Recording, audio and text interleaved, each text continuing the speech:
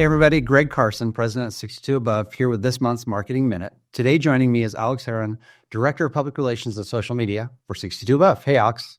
Hey Greg, how you doing? Great. Okay, so we're going to talk about PR, obviously. So I have a couple quick questions for you. You ready? Sure, let's do it. As someone who's been in the hospitality PR for years, when do you think it makes sense to bring on a PR firm? So typically for a hotel, it makes sense when there's some major news to share, right? So that could be you're opening up a new outlet, you're undergoing a renovation, or you want to reposition yourself in the market in some way. One of our clients, for example, the AT&T Hotel and Conference Center in Austin, they wanted to do kind of two of these things. They wanted to reposition themselves and attract a greater group market in, and they were also undergoing a renovation of their conference facilities. So we were able to help them. We were able to strategize with the messaging. We were able to organize interviews with some of our contacts and develop press materials for them to get that story out there in a way that, maybe they wouldn't have been able to do with their in-house team. Because typically for a hotel, you've just got the DOSM typically, or maybe a marketing manager supporting them. A good PR agency becomes an extension of that team and is able to sort of amplify these stories in a way that if you were just in-house, you wouldn't be able to do.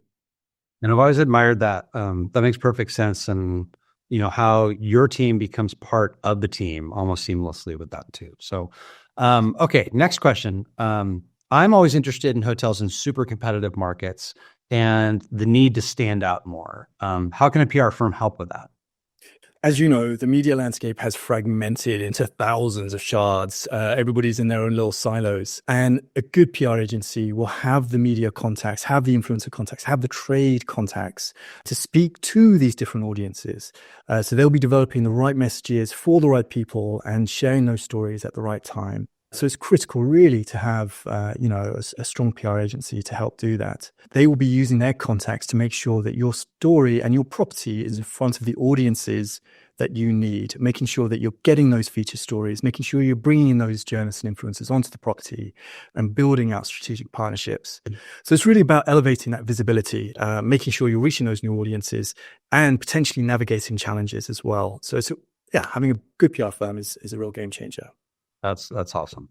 Okay, so I would be remiss if I didn't bring up the LA wildfires. I know you live in Pasadena. You were directly impacted with this. And so it moves into the subject of crisis communication. Do you have any advice or knowledge or anything you want to impart about crisis communications? So with crisis communication, step one is to have a plan in place before the crisis hits, right?